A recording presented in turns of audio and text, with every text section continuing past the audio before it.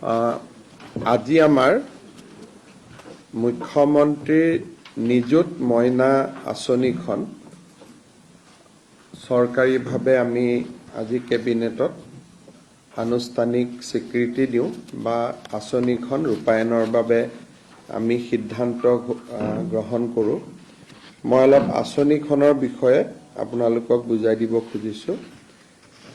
দশমমান শ্ৰেণীৰ পৰা উত্তীৰ্ণ হৈ যিসকল ছোৱালী বা ছাত্ৰীয়ে একাদশ মান শ্ৰেণীত নামভৰ্তি কৰিব, তেওঁলোকে গৰম বন্ধৰ 2টা মাহ বাদ দি প্ৰত্যেক মাহত তেওঁলোকৰ উচ্চতৰ মাধ্যমিক শিক্ষা শেষ নোহোৱা পৰ্যন্ত প্ৰত্যেক মাহত 1000কৈ টকা চৰকাৰৰ পৰা লাভ কৰিব।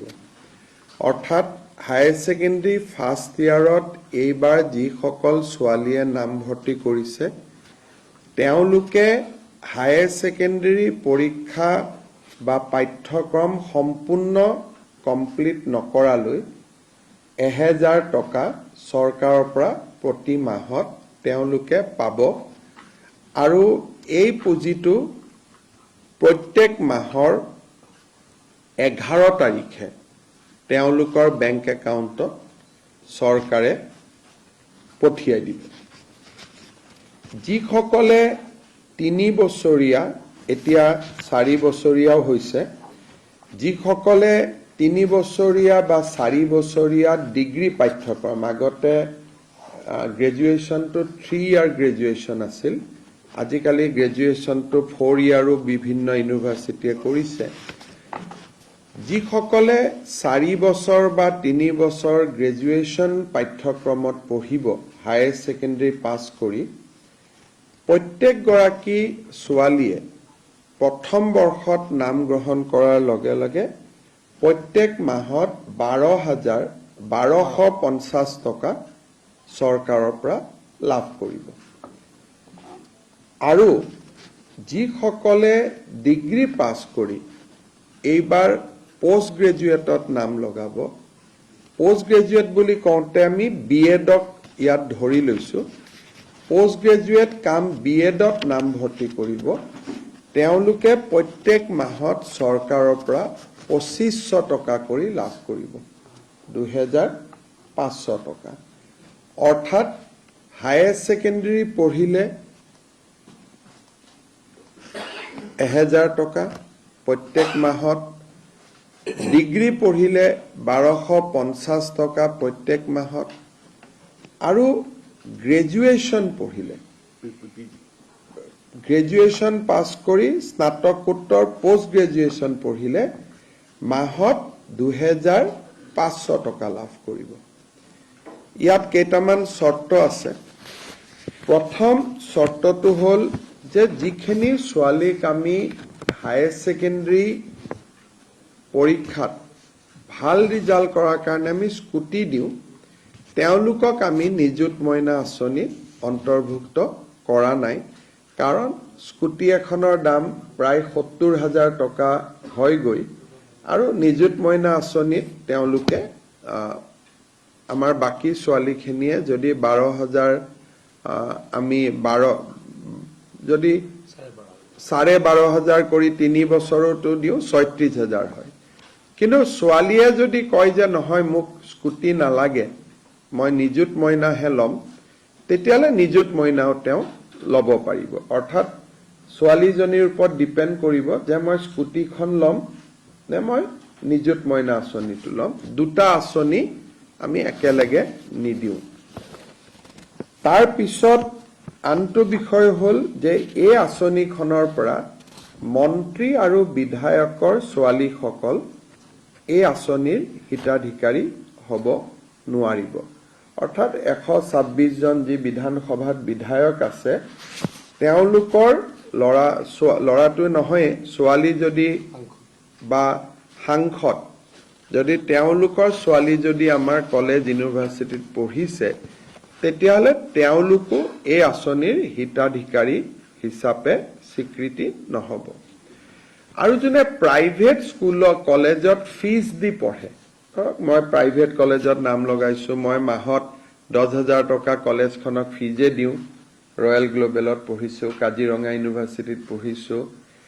প্ৰাইভেট ইউনিভাৰ্চিটি আৰু প্ৰাইভেট কলেজখিনিৰ ছাত্ৰ ছাত্ৰীয়ে বা ছাত্ৰীয়ে এই আঁচনিখনৰ হিতাধিকাৰী বুলি বিবেচিত নহব।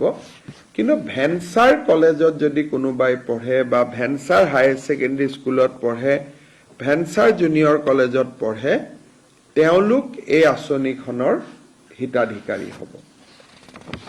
এই আঁচনিখনৰ হিতাধিকাৰী হ'বৰ বাবে আমি একোখনকৈ প্ৰপত্ৰ পূৰণ কৰিব লাগিব। জুলাই মাহত যিহেতু এডমিশ্যনৰ প্ৰচেছ চলি আছে, সম্পূৰ্ণ পোষ্ট গ্ৰেজুৱেশ্যন কমপ্লিট কৰিবৰ কাৰণে, এডমিশ্যন কমপ্লিট কৰিবৰ কাৰণে আগষ্ট মাহ পৰ্যন্ত যাবগৈ। কিন্তু আমি জুলাই মাহৰ পৰা এই এডমিশ্যনৰ প্ৰপত্ৰসমূহ আমি বিতৰণ কৰিম। একোখন এৱাৰনেছ মিটিং হ'ব আৰু কলেজ আৰু ইউনিভাৰ্চিটিত এৱাৰনেছ মিটিং কৰি, বিশেষকৈ নৱাগত আদৰণি সভা আদিত, যিহেতু এইটো ফৰ নিউ এডমিশ্যন হ'ব, গতিকে তেওঁলোকক যাতে আমি এৱাৰনেছ ক্ৰিয়েট কৰিব পাৰোঁ, তাৰ কাৰণে একোখন এৱাৰনেছ মিটিং হ'ব। এই গোটেই আঁচনিটো বাল্য বিবাহৰ বিৰুদ্ধে প্ৰস্তুত কৰা এখন আঁচনি। গতিকে বিবাহিতা ছাত্ৰী এই আঁচনিৰ বাবে হিতাধিকাৰী নহ'ব। কিন্তু পোষ্ট গ্ৰেজুৱেট পৰ্যায়ত বিবাহিতা ছোৱালীয়েও এই আঁচনিৰ সুবিধা ল'ব পাৰিব। কিন্তু হায়াৰ ছেকেণ্ডাৰী আৰু ডিগ্ৰী পৰ্যায়ত, যিহেতু আমাৰ গোটেই কথাটোৱে হ'ল যে ছোৱালীক যাতে দেউতাক মাকে সোনকালে বিয়া পাতি নিদিয়ে, গতিকে যিসকলে বিয়া কৰাব তেওঁলোকে বা বিবাহিতা ছাত্ৰী হ'ব, তেওঁলোকে এই আঁচনিখনৰ সুযোগ নাপাব। আৰু যদি আপ টু ডিগ্ৰী পঢ়ি থাকোঁতে মাজতেও বিয়া হৈ যায়, তেতিয়াহ'লে ৰিনিউৱেলত তেওঁলোকে এই আঁচনিৰ সুবিধাৰ পৰা বঞ্চিত হ'ব। যেতিয়া প্ৰত্যেক বছৰে এবাৰ ৰিনিউৱেল হ'ব, আৰু কোনোবা ছোৱালী যদি শিক্ষা আধাতে সামৰি ড্ৰপ আউট হৈ যায়, তেতিয়াহ'লেও এই আঁচনিখনৰ সুবিধা নাপাব। শেষত কোনোবা যদি ছোৱালী ৰেগিং, ইনডিচিপ্লিন, ইৰেগুলাৰ এটেণ্ডেন্স, এনেকুৱা যদি কলেজৰ অধ্যক্ষই ভাবে যে এই ছোৱালীজনী কলেজত নিয়মীয়াকৈ নাহে, ড্ৰপ আউট হয়, পৰীক্ষাত তেওঁলোকে হায়াৰ ছেকেণ্ডেৰী ফাৰ্ষ্ট ইয়াৰৰ পৰা ছেকেণ্ড ইয়াৰ প্ৰমোশ্যন নাপালে, বা ডিগ্ৰী ফাৰ্ষ্ট ইয়াৰৰ পৰা ডিগ্ৰী ছেকেণ্ড ইয়াৰ প্ৰমোশ্যন নাপালে, তেতিয়াও ৰিনিউৱেলৰ সময়ত এই আঁচনিখনৰ পৰা তেওঁলোক বঞ্চিত হ'ব। যদিও এই আঁচনিখনৰ লগত জড়িত নহয়, আমি ইলেকশ্যনৰ আগত বা বিশেষকৈ যোৱাবাৰ স্কুটি দিওঁতে আমি এটা কথা ঘোষণা কৰিছিলোঁ যে অহাবাৰৰ পৰা 75% পোৱা ছোৱালীহে স্কুটি পাব। কিন্তু এডুকেশ্যন ডিপাৰ্টমেণ্টে অধিসূচনাখন নোলোৱাৰ কাৰণে এইবাৰ আমি 60% পোৱা ছোৱালীকো আমি স্কুটি দিম। অহাবাৰৰ পৰা নিদিওঁ, তেতিয়ালৈকে আমি এডভাৰটাইজ আদি বা অধিসূচনা আমি প্ৰকাশ কৰিম। কিন্তু MCC model code of conduct থকাৰ কাৰণে এডুকেশ্যন ডিপাৰ্টমেণ্টে অধিসূচনাখন দিব নোৱাৰিলে। সেইকাৰণে বহুতে হয়তো ক'ব পাৰে যে আমাৰ লগততো গভৰ্ণমেণ্ট অৰ্ডাৰ নাই, গতিকে মন বেয়া হ'ব পাৰে। সেইকাৰণে এইবাৰ আমি আপ টু 75% নকৰি 60% ছোৱালীকো আমি স্কুটি দিম। প্ৰায় 50,000 ছোৱালীয়ে এইবাৰ স্কুটি পাব। গতিকে নিযুত মইনা আঁচনিখনৰ প্ৰথম ধনটো আমি 11 অক্টোবৰত বেংক একাউণ্টত ট্ৰান্সফাৰ কৰিম। ইয়াৰ মাজত প্ৰপত্ৰ আদি পূৰণ হ'ব। এইবাৰ যিসকল ছোৱালীয়ে প্ৰপত্ৰ পূৰণ কৰি নিযুত মইনা আঁচনি পাব, দ্বিতীয় বৰ্ষত আৰু তেওঁলোকে প্ৰপত্ৰ পূৰণ কৰিব নালাগে। তেওঁলোকৰ খালি কোনখিনি, কোনোবা বিয়া হৈ গ'ল নেকি, কলেজত অহা নাই নেকি, সেইখিনি আমি কলেজৰ প্ৰিন্সিপালৰ পৰাই ৰিপৰ্ট লৈ ল'ম। আৰু তাৰ ভিত্তিত আমি কাম কৰিম তেওঁলোকে এবাৰ ফৰ্ম ফিল আপ কৰাৰ পিছত দ্বিতীয়বাৰ ফৰ্ম ফিল আপ কৰিব নালাগে এই ফৰ্মখনত দেউতাক মাকৰো এটা সহি লাগিব গতিকে কোনোবা দেউতাক মাকে যদি ভাবে যে মোৰ আৰ্থিক অৱস্থা ভাল আৰু ছোৱালীজনীক এই আঁচনিটো লৈ পেলাই মই চৰকাৰখনক আৰ্থিক বোজা দিব খোজা নাই কোনোবা ছোৱালী যদি নিজে আঁতৰি আহিব খোজে বা দেউতাক মাকে যদি আঁতৰাই দিব খোজে তেতিয়া তেওঁলোকে স্বইচ্ছাই পাৰিব আদাৰৱাইজ ইয়াত কোনো ইনকাম স্লেব নাই বিপিএল এপিএল বুলি কথা নাই কলেজ বা মহাবিদ্যালয় বা বিশ্ববিদ্যালয়ত যোনেই পঢ়ে তেওঁলোকে এই আঁচনিখনৰ সুফল পাব এই আঁচনিখনৰ প্ৰপত্ৰ মই আগতে কোৱাৰ দৰে জুলাইৰ 1 তাৰিখৰ পৰা আমি কলেজবিলাকত বিতৰণ আৰম্ভ কৰিম বিশ্ববিদ্যালয়ত বিতৰণ ছেপ্টেম্বৰত হ'ব কাৰণ তেওঁলোকৰ এডমিশ্যন আগষ্টলৈকে চলি থাকিব আৰু প্ৰথম ইনষ্টলমেণ্টটো আমি 11 অক্টোবৰত দিম আৰু তাৰ পৰা তেওঁলোকে নিয়মীয়াকৈ পাই থাকিব জুন আৰু জুলাই মাহত তেওঁলোকে এই আঁচনিটো নাপাব কাৰণ জুন আৰু জুলাইত ম্যাক্সিমাম এডুকেশ্যনেল ইনষ্টিটিউট বন্ধ থাকে আৰু আমি আঁচনিখন 10 মাহৰ বাবে আমি দিম এটা বছৰত সেই কাৰণে প্ৰত্যেক বছৰত জুন আৰু জুলাই মাহত এইটো ডিবিটি নহয় আন মাহ কেইটাত এই আঁচনিটোৰ ডিবিটি হৈ থাকিব এই আঁচনিখনৰ কাৰণে এই বছৰ চৰকাৰে 300 কোটি টকা খৰচ কৰিব আৰু যেতিয়া 4 বছৰ ডিগ্ৰী কোৰ্ছলৈকে কাৰণ এই বছৰ প্ৰথম বৰ্ষৰ ষ্টুডেণ্টখিনিয়ে পাব লাহে লাহে দ্বিতীয় তৃতীয় চতুৰ্থ ইয়াৰলৈকে পাব টোটেল 10 লাখ ছোৱালীক এই আঁচনিখন আমি সুবিধা দিম তাৰমানে এই আঁচনিখন আমি হিচাপ কৰি চাইছো 5 বছৰ এই আঁচনিখন চলিব আৰু শেষৰ বছৰলৈকে যেতিয়া আমি হিচাপ কৰিম শেষ বছৰটোত এই আঁচনিৰ পৰিমাণ বা আউটগো 1500 কোটি টকা হ'ব এই বছৰ 300 কোটি হ'ব অহা বছৰ 600 কোটি হ'ব তাৰ পিছৰ বছৰ অকল ডিগ্ৰীত থাৰ্ড ইয়াৰ থাকে হায়াৰ সেকেন্ডাৰী নাথাকে পোষ্ট গ্ৰেজুৱেটত থাৰ্ড ইয়াৰ নাথাকে গতিকে থাৰ্ড ইয়াৰত 300 নাবাঢ়ে 300 600 প্ৰথম 2 বছৰত বাঢ়িব থাৰ্ড ইয়াৰত 150-200 কোটি টকাকৈ বাঢ়িব কিন্তু এই আঁচনিখনে জি ইয়াৰ গ্ৰছ এডমিশন ৰেচিঅ'টো এনৰোলমেন্ট ৰেচিঅ'টো বহুত বঢ়াই দিব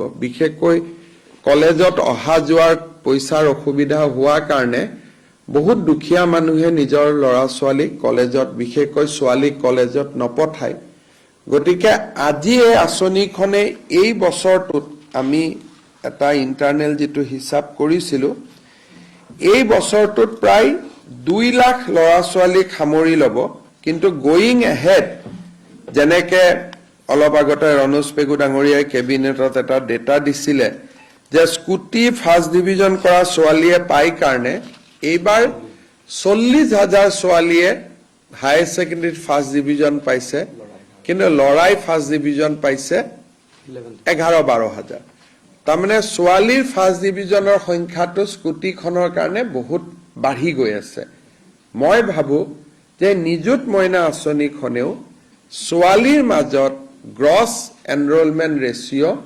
অভাৱনীয়ভাৱে অহা কেইবছৰ মানত বৃদ্ধি কৰিব আৰু আমাৰ উদ্দেশ্যটো হ'ল যে বাল্য বিবাহ বা ড্ৰপ আউটৰ বিৰুদ্ধে যুঁজিবৰ কাৰণে 5 বছৰ আমি যদি ছোৱালীসকলক কলেজ বা স্কুলত লৈ আহিব পাৰো তাৰ পিছতই অটোমোডত চলি থাকিব বা স্বয়ংক্ৰিয়ভাৱে কাৰণ বায়েক গৰাকী যদি স্কুলত গৈছে ভনিয়েক গৰাকীও পিছত স্কুলত যাব সেই কাৰণে এই আঁচনিখন 5 ইয়াৰ্ছৰ কাৰণে এই ধৰণে থাকিব ভৱিষ্যতে 5 বছৰ পিছত আঁচনিখনৰ সফলতা বিফলতাৰ ওপৰত নিৰ্ভৰ কৰি তাক ৰিফাইনো কৰিব পৰা যাব মডিফাই কৰিব পৰা যাব কিন্তু আজি কেবিনেটে ইয়াক 5 বছৰৰ কাৰণে এই আঁচনিখন অনুমোদন কৰিছে আপোনালোকৰ যদি কিবা প্ৰশ্ন আছে আপোনালোকে সুধিব পাৰে মিস্টাৰ চিফ মিনিষ্টাৰ এটা কথা জানিব খুজিছিলোঁ এইখনত আপুনি যোনটো ক'লে যে গ্ৰেজুৱেশ্যন পঢ়ালৈকে যদি বিয়া হয় তেতিয়াহ'লে স্কিমটো নাপায়,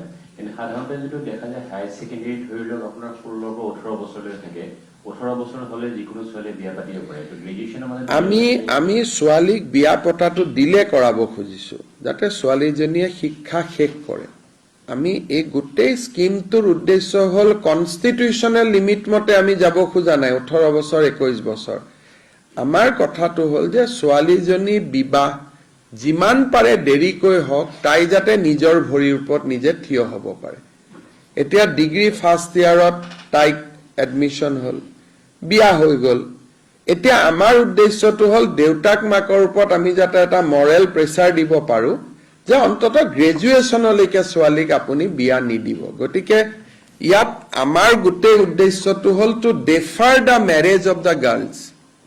এটা 18 বছৰ বা 21 বছৰ আইন মতেতো বিয়া কৰাব পাৰি, কিন্তু আমি বিচাৰিছো যে অলপ দেৰিকৈ ছোৱালীজনীৰ বিয়া হওক, অন্তত গ্ৰেজুৱেশ্যনলৈকে বিয়া নহওক। কাৰণ বিয়া হোৱাৰ পিছতে গৰ্ভৱতী হ'ব লাগিব, শহুৰেকৰ ঘৰত গৈ কাম কৰিব লাগিব। যিজনী ছোৱালীয়ে হয়তো APSC ACSৰ কাৰণে প্ৰিপেয়াৰ কৰিছিলে, ছোৱালীজনী আধাতে প্ৰিপাৰেশ্যন শেষ কৰিব লাগিব। সেইকাৰণে this is a disincentive against early marriage. কিন্তু গ্ৰেজুৱেশ্যনৰ পিছত আৰু পোষ্ট গ্ৰেজুৱেশ্যনত সেইটো আমি ৰাখিব খোজা নাই। কাৰণ বহুত ছোৱালী এনেকুৱা হ'ব যে গ্ৰেজুৱেশ্যন হ'ল, বিয়া বাৰু হ'ল, 3 বছৰ পিছত আকৌ এডমিশ্যন লয়, বা বহুতে এডমিশ্যন নাপায়, পোষ্ট গ্ৰেজুৱেশ্যনৰ চিট কম। সেইকাৰণে PGৰ ক্ষেত্ৰত বিয়া হ'লেও এই আঁচনিটোৰ সুবিধা লাভ কৰিব পাৰিব। মুখ্যমন্ত্ৰী ডাঙৰীয়া, কলেজৰ অধ্যক্ষৰ কি কি ক্ষমতা থাকিব আৰু ইমান এটা ডাঙৰ আঁচনিৰ কাৰণে এৱাৰনেছৰ কাৰণে আপোনালোকে কি কি ব্যৱস্থা লৈছে? আমি জুলাই মাহত প্ৰত্যেকখন কলেজতে আমাৰ মন্ত্ৰী বিধায়কসকলৰ উপৰিও কলেজৰ দ্বাৰা আমি একোখন এৱাৰনেছ প্ৰগ্ৰেম কৰিম জুলাই মাহত। আৰু জুলাইত ফৰ্মবিলাকো যাব, ফৰ্ম ডিষ্ট্ৰিবিউশ্যন হ'ব, এৱাৰনেছো হ'ব। কলেজৰ প্ৰিন্সিপালৰ ইমানে পাৱাৰ যে ফৰ্মখনত তেওঁ এটা চহী কৰিব লাগিব যে মোৰ কলেজত এই ছাত্ৰীগৰাকী পঢ়া হয়। এবছৰৰ পিছত যেতিয়া ৰিনিউৱেল আহিব, তেতিয়া তেওঁ আমাক ক'ব লাগিব যে এই কেইগৰাকী ছোৱালী স্কুলত বা কলেজত আহি আছে, বাকী 10 গৰাকী এতিয়া আৰু অহা নাই, তেওঁলোক ড্ৰপ আউট হৈ গ'ল। সেই কথাখিনি কলেজৰ প্ৰিন্সিপাল গৰাকীয়ে প্ৰত্যেক বছৰত আমাক জনাব লাগিব। কিন্তু কাটা বা নিদিয়াৰ তেওঁলোকৰ পাৱাৰ নাই যে মই তোক দিম, মই তোক নিদিম। আৰু কোনোবা যদি কলেজত ফৰ্ম নাযায়ো বা কোনোবা ছোৱালী যদি ফৰ্ম নাপায়ো, নিযুত মইনা বুলি আমি এটা পৰ্টেল কৰিম, পৰ্টেলত ফৰ্মখন থাকিবই। গতিকে কোনোবাই যদি কলেজত ফৰ্মখন যোৱা নাই, পৰ্টেলৰ পৰা ফৰ্মখন ডাউনলোড কৰি তেওঁলোকে ফৰ্মখন স্বয়ংক্ৰিয়ভাৱেও ফিল আপ কৰিব পাৰিব। তাৰ ব্যৱস্থা এটাও আমি ৰাখিম যাতে কলেজৰ প্ৰিন্সিপালৰ ওপৰতে এই আঁচনিটো ডিপেণ্ডেণ্ট নহয়।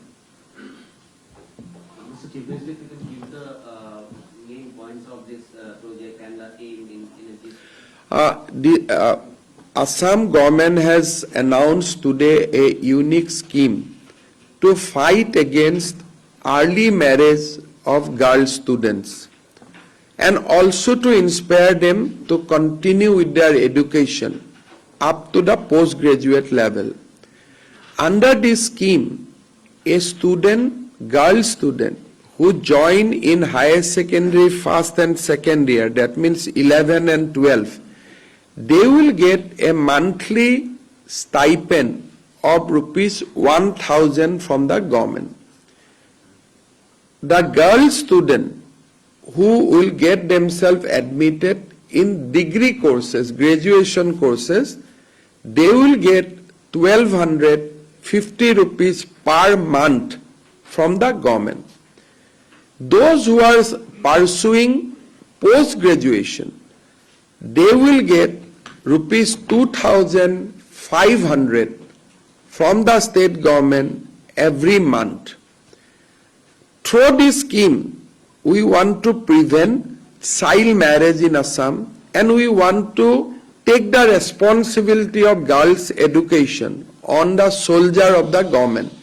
Basically, this amount when a student will receive every month, and we have fixed the date on 11. Every month on 11, this money will be transferred.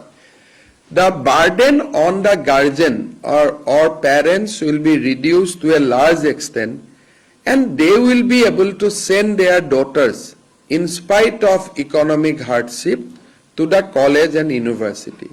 So this is a unique scheme conceived by the state government.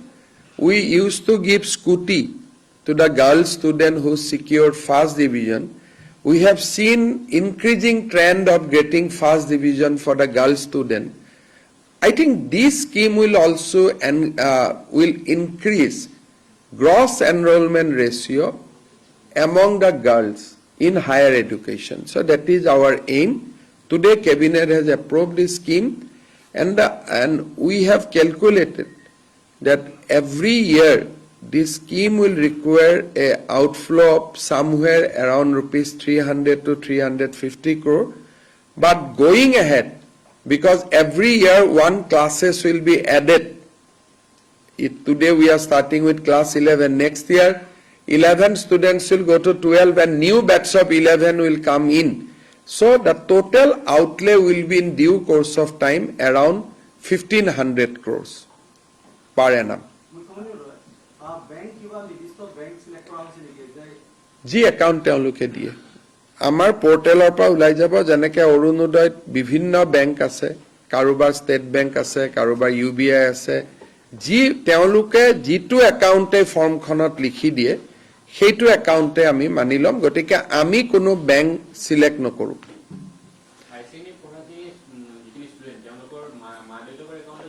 নহয়, ষ্টুডেণ্টৰ একাউণ্টত, কাৰণ higher ছেকেণ্ডেৰীত student account হৈ যায়। Higher ছেকেণ্ডেৰীত ল'ৰা ছোৱালীয়ে নিজে account খুলিব পাৰে। ইনফেক্ট আমি অসমত ক্লাছ 9তে একাউণ্ট খুলি দিছোঁ ষ্টুডেণ্টবিলাকৰ, নহয় জানো? আমি সৰ্বশিক্ষা অভিযানে অসমত ক্লাছ 9 পোৱাৰ লগে লগে আমি ষ্টুডেণ্টবিলাকক বেংক একাউণ্ট খুলি দিছোঁ। আৰু অসমত সেইকাৰণে ষ্টুডেণ্টৰ মাজত ফাইনেন্সিয়েল ইনক্লুশ্যন ইজ ভেৰি ভেৰি হাই। আৰু এই আঁচনিটোৱে আমাক বহুত সহায় কৰিব। দ্বিতীয়তে মই এটা সৰু ফিগাৰ এটা, আমি নিটৰ ৰিজাল্ট দিয়াৰ পিছত প্ৰত্যেকবাৰে আজমল ফাউণ্ডেশ্যনৰ কিমান ষ্টুডেণ্টে নিটত কোৱালিফাই কৰিলে তাৰ বিষয়ে আমি এটা ব্যাখ্যা দাঙি ধৰোঁ। কিন্তু আমি অসম চৰকাৰে ৰাজ্যিক যুৱ আয়োগ এটা গঠন কৰিছিলোঁ, আৰু যুৱ আয়োগটোক আমি মূলতঃ দায়িত্ব দিছিলোঁ যে আমাৰ ইকনমিকভাৱে যিখিনি অৰ্থনৈতিকভাৱে পিছপৰা ছাত্ৰ ছাত্ৰীসকলক আমি যাতে মেডিকেল এণ্ড ইঞ্জিনিয়াৰিং এডমিশ্যনৰ কাৰণে আমি প্ৰশিক্ষণ দিব পাৰোঁ। বৰ্তমান আমি এই অনুষ্ঠানটো ডিব্ৰুগড় আৰু তেজপুৰত আমি চলাই আছোঁ। তেজপুৰটো নতুন, ডিব্ৰুগড়টো পুৰণা। ডিব্ৰুগড়ত এলেন বুলি এটা ইনষ্টিটিউটৰ লগত লগ লাগি আমি এই কামটো কৰি আছোঁ। আৰু এইবাৰ আপোনালোকে জানি ভাল পাব যে 220 গৰাকী ষ্টুডেণ্টে এপিয়াৰ কৰিছিল ডিব্ৰুগড়ত, তাৰে 130 গৰাকী ষ্টুডেণ্টেই মেডিকেল এণ্ড ইঞ্জিনিয়াৰিঙত ছিট পাইছে। আৰু এই 153 গৰাকীৰ ভিতৰত 3জনে এইমছতো ছিট পাইছে। গতিকে চৰকাৰৰ পৰা আমি যিটো এটা প্ৰয়াস আৰম্ভ কৰিছিলোঁ যে এইটো আজমল ফাউণ্ডেশ্যনে চব কৰে, তেনেকুৱা এটা হ'ব নালাগে। ৰাজ্যিক যুৱ আয়োগৰ ফালৰ পৰা আমি ডিব্ৰুগড়ত যিটো আৰম্ভ কৰিছিলোঁ, সি এইবাৰ 220 জন ষ্টুডেণ্টৰ ভিতৰত 153 জনক পাৰ কৰাইছে বা পাছ কৰাইছে। আৰু বৰ্তমান প্ৰায় 600 ষ্টুডেণ্টে ডিব্ৰুগড়ত চৰকাৰী প্ৰশিক্ষণৰ সুবিধা লৈ আছে। এটি যে খুব এটা প্ৰফেশ্যনেলি কৰা হয়। তেজপুৰত CSRL বুলি এটাৰ লগত আমি লগ লাগি কৰি আছোঁ, আৰু এই বছৰতে নলবাৰী, শিলচৰ আৰু যোৰহাটতো ৰাজ্যিক যুৱ আয়োগে এনেকুৱা প্ৰশিক্ষণ কেন্দ্ৰ মুকলি কৰিব, 5টা প্ৰশিক্ষণ কেন্দ্ৰ। ইয়াৰ ফলাফলসমূহ খুব ভাল আহিছে, আৰু চবচে ডাঙৰ ৰিজাল্ট আহিছে যে অসমৰ কলেজখিনিতকৈও তেওঁলোকে চেণ্ট্ৰেল গভৰ্ণমেণ্টৰ কলেজবিলাকত য'ত নেকি অসমৰ ল'ৰা ছোৱালীয়ে কোটা নাপাইছিল আগত তাৰ কাৰণে যাতে বেছি সিলেকশ্যন হয় সেইটো আমি প্ৰচেষ্টা কৰিছিলোঁ আৰু মই ভাবোঁ যে প্ৰথম বছৰ খুব প্ৰশংসনীয় কাম কৰিছে আৰু মই যিহেতু আমাৰ বহুত চৰ্চা নহয় যুৱ আয়োগে কৰি থকা কামটোৰ বিষয়ে সেইকাৰণে আজি মই সুবিধা লৈ আপোনালোকক অৱগত কৰিলোঁ আমি এতিয়ালৈকে আমাৰ চেণ্টাৰ ৰানিং হৈ আছে ডিব্ৰুগড়ত 2 years old সেইকাৰণে এবাৰ পৰীক্ষা দিলে তেজপুৰত আমি ইতিমধ্যে আৰম্ভ কৰিছোঁ আৰু এই বছৰতেই নলবাৰী শিলচৰ যোৰহাটত আমি আৰম্ভ কৰিম গ্ৰেজুৱেলি আমাৰ উদ্দেশ্য হ'ল যে প্ৰতিটো জিলাতে যাতে এনেকুৱা এখন ট্ৰেইনিং ইনষ্টিটিউট হ'ব পাৰে আৰু নেক্সট আমাৰ এই 5খন জিলা হোৱাৰ পিছত নেক্সট আমাৰ টাৰ্গেট আছে যে বজালী জিলা আৰু বঙাইগাঁও জিলাত দুটা খোলাৰ কাৰণে কিন্তু প্ৰথমতে এইখিনি আমি খুলি ল'ব খুজিছোঁ তাৰ পিছত আমি এনেকে নগাঁও দুদিন পিছত মৰিগাঁও এনেকে আহি থাকিম কিন্তু যিবিলাক নেশ্যনেলি ৰেপুটেড ইনষ্টিটিউট আছে আমি টেণ্ডাৰ কৰি কৰোঁ সব একেলগে আহিব নোখোজে আমি লাহে লাহে ইয়াক আগবঢ়াই আছোঁ নগাঁওটো কিমান দিনৰ ভিতৰত হ'ব লাহে লাহে কৰি আছোঁ কিন্তু বৰ্তমান মৰিগাঁও আৰু নগাঁৱৰ ল'ৰা ছোৱালীক আমি তেজপুৰ চেণ্টাৰত টেগ কৰি ৰাখিছোঁ তেওঁলোকৰ থকা খোৱা গোটেই সুবিধা অসম চৰকাৰৰ ফালৰ পৰা যথেষ্ট কৰি দিয়া হয় কোৰ্চ ফিও লোৱা নহয় গতিকে লাহে লাহে থকাৰ কাৰণে আমি হোষ্টেলবিলাক ঠিক কৰি দিছোঁ আৰু এক্সপাণ্ড কৰিব লাগিব আমাৰ এই প্ৰচেষ্টাটো কিন্তু জাষ্ট আমি এটা যোৱা বছৰ আৰম্ভণি কৰিছিলোঁ কিন্তু যথেষ্ট সফলতাৰ মুখ দেখিছে লাহে লাহে ই এক্সপাণ্ড আমি কৰি কৰি গৈ থাকিম যাতে দুখীয়া আৰু মধ্যবিত্ত ল'ৰা ছোৱালীয়ে আজিকালি টিউচন হোৱাৰ কাৰণে মেডিকেল ইঞ্জিনিয়াৰিঙত দুখীয়া আৰু মধ্যবিত্তৰ ল'ৰা ছোৱালীয়ে নাপায় সেইকাৰণে দুখীয়া আৰু মধ্যবিত্তৰ ল'ৰা ছোৱালীয়ে গুৱাহাটীৰ এলেন চেণ্টাৰত সোমাবৰ কাৰণে বহুত ফিজ দিব লাগে একেটা এলেন ডিব্ৰুগড়ত চৰকাৰী খৰচত একে শিক্ষক আমাৰ দুখীয়া ঘৰৰ ল'ৰা ছোৱালী বা মধ্যবিত্তৰ ল'ৰা ছোৱালীয়ে কৰিব পাৰিছে এইটো এটা আমাৰ গভৰ্ণমেণ্টৰ বাই নেক্সট ইয়াৰ ই আৰু বহুত এক্সপাণ্ড হ'ব এইটো তাতে তেওঁলোকে জানে লোকেলি কৰে এতিয়া ডিব্ৰুগড়ত আমাৰ 600 ল'ৰা ছোৱালীয়ে পঢ়ি আছে তেজপুৰত আমাৰ এতিয়ালৈকে 106 জন ষ্টুডেণ্টে পঢ়ি আছে গতিকে লাহে লাহে আমাৰ টাৰ্গেটটো হ'ল টোটেল এই বছৰত আমি 1000তকৈও বেছি যাতে আমি প্ৰত্যেকটো চেণ্টাৰত ল'ব পাৰোঁ নলবাৰীত 1000 শিলচৰত 1000 যোৰহাটত 1000 কাৰণ এতিয়া আমাৰ মেডিকেল ইঞ্জিনিয়াৰিং সিট মিলি প্ৰায় 10,000 মান সিট অসমত আৰু চেণ্ট্ৰেল কোটা মিলি হৈ যায় সেইখিনি আমি ল'বৰ কাৰণে এটা চেষ্টা কৰিছিলোঁ আৰু কামটো বহুত আগবাঢ়ি গৈছে Mr. Chief Minister, do you think that this is a model that maybe states can follow? Because there is so much of criticism that you are also pointing out that it is getting beyond the level of middle class to. Assam government has done lot of things for the poor and middle classes. Nobody has also thought, but now you can see that the world-class coaching institution has been made available for the students of poor and middle class at the cost of the government. We have not published it too much initially because we did not know whether we will be able to get that kind of results. But this success story will definitely inspire us to expand it to every district headquarter. I think there are certain inevitable market force now operates. But against the market force, government can contribute for the welfare of the poor and middle class. That is we are trying in Assam. অসমত দুখীয়া আৰু মধ্যবিত্ত ল'ৰা ছোৱালীৰ কাৰণে আমি এনেকুৱা কাম বহুত কৰি আছোঁ যেনেকে এবাৰ আমাৰ খেল মহাৰণ হৈ গ'ল যিমান ভাল ল'ৰা আমি পালোঁ নেক্সট উইকত মোৰ মিটিং আছে যে তেওঁলোকৰ ট্ৰেইনিং প্ৰগ্ৰেম এতিয়া আমি কেনেকৈ কৰিব পাৰোঁ মোক ডিপাৰ্টমেণ্টে কোৱাৰ মতে 250 ল'ৰা ছোৱালী এনেকুৱা ওলাইছে ডিউৰিং দ্য খেল মহাৰণ যদি তেওঁলোকক আমি আগুৱাই লৈ যাব পাৰোঁ they may be a very good prospect for Assam so' next উইকত মোৰ মিটিং আছে যে কেনেকৈ 250 ল'ৰা ছোৱালীক আমি ট্ৰেইন আপ কৰিব পাৰোঁ চ' সেইটো এটা ফাইনেলি আজি আমাৰ ষ্টেট গভৰ্ণমেণ্টৰ কেবিনেটত এটা আমাৰ আমি 800 কোটি টকা অনুমোদন কৰিছো 800খন চাহ বাগিচাত টি গাৰ্ডেনত লাইনৰ ৰাস্তা বনাবৰ কাৰণে তাৰমানে চাহ বাগিচাৰ লাইনত আমি প্ৰত্যেক বছৰে কৰি গৈ আছো এই বছৰ আমি 800খন টি গাৰ্ডেনত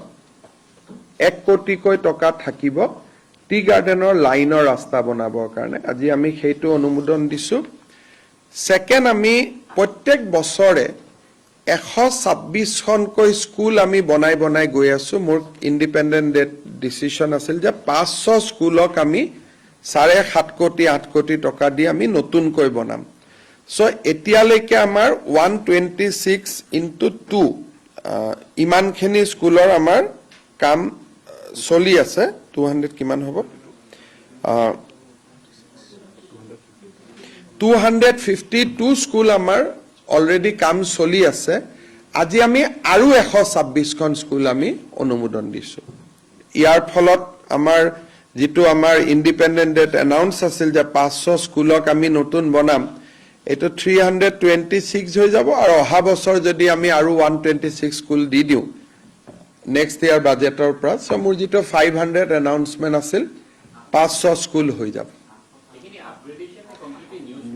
building to bhangi ami notun kori asu it will be as the drawings are very like English school bahut dhunia school kali moi Rajdor borat sai ahisilo apnaloke ketiaba sabo paribo Rajdor bora Ajya Vidyapit school আমাৰ জালুকবাৰী উচ্চতৰ মাধ্যমিক বিদ্যালয় cotton collegiate Kamrup academy Sonaram এবাৰ মই গৈছিলো আপোনালোকৰ মনত আছে লাহে লাহে তাত কামবিলাক এতিয়া আগবাঢ়িছে সো টোটাল আমাৰ উদ্দেশ্যটো হল যে 582 টাৰ্মত কৰা আৰু অহা বছৰ অহা টাৰ্মত যদি 1000 কৰিব পাৰো আমাৰ টোটাল 4000 স্কুলে আছে স্কুলখিনি ধুনিয়া হৈ যায় কষ্ট বেছি লাগে আৰু কাৰণ এখনত 7.5 কোটি 8 কোটি কৈ লাগে সরকারি স্কুলত ইমান টকা আগত কেতিয়াও কোনেও দিয়া নাছিল কোনোবা গভর্নমেন্ট আহে 50 লাখ 20 লাখ 10 লাখ 8 কোটি টকা কৈ অনুমোদন এখন হাই স্কুলত ইন গভর্নমেন্ট সেক্টর আৰু এবিলাক গুটে অসমীয়া মাধ্যমৰ বিদ্যালয়ত আমি দি আছো যাতে অসমীয়া মাধ্যমৰ স্কুল বিলাক অ্যাট্ৰাক্টিভ হ'ব পাৰে আজি এখিনি আমি মেইনলি বিশেষকৈ নিযুত মইনা আঁচনিটোৰ কাৰণে মই বলো আপোনালোকক বুজাই দিম ধন্যবাদ